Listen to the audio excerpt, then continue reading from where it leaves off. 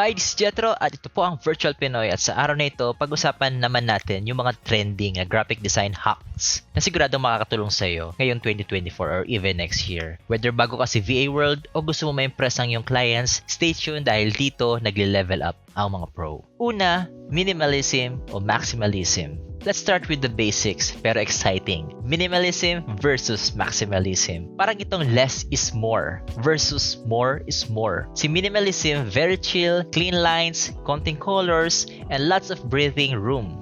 Sobrang classy at professional. Pero kung gusto ng client po na ma-shock ang audience, go big with maximalism. Bold colors, loud patterns, basta lahat ng elements pasabog.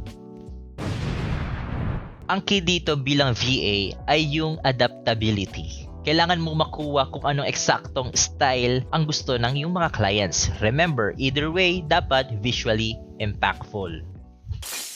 Next, retro vibes or pixel art and retro mascots. Now, let's dive into some nostalgia. Uso ulit ang pixel art at retro mascots. Yes, parang video games noong 90s, but with a modern twist. Hindi lang ito catchy pero may emotional connection pa. Perfect ito sa mga brands na gustong mag-stand out with unique personality. Clients love this kasi it makes their brand memorable. Susunod, AI-powered design tools. Punta naman tayo sa tech-savvy side. Bilang BA, dapat efficient ka. Kaya ang AI-powered design tools ay game changer.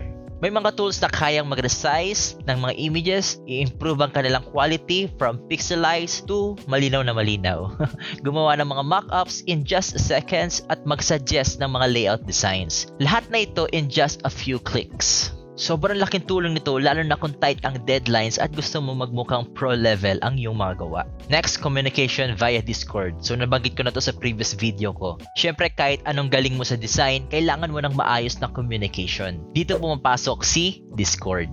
Hindi lang para sa mga gamers, ito ay para din sa mga virtual assistant kasi organize ang mga channels dito per project. May voice at video call pa. Real-time updates, walang palya, sure na on point lagi ang yung communication with your clients. Last but not the least, napag-usapan na rin natin to sa previous video, ang payment with TransferWise. Kung international ang clients mo, TransferWise ang go-to tool mo.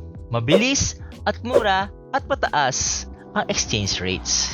Hindi ka mag-aalala sa mababang conversion at malalaking fees. Mas marami kang maitatabi or maiipon sa mga kita mo. So there you have it mga ka-Virtual Pinoy. These tools and trends will definitely help you to level up your productivity and make your workflow with clients even smoother. Don't forget to like, subscribe, at i-hit ang notification bell para lagi kayong updated kay Virtual Pinoy. So maraming salamat sa panonood and I'll see you in the next one. Kita kits! Bye-bye! God bless you!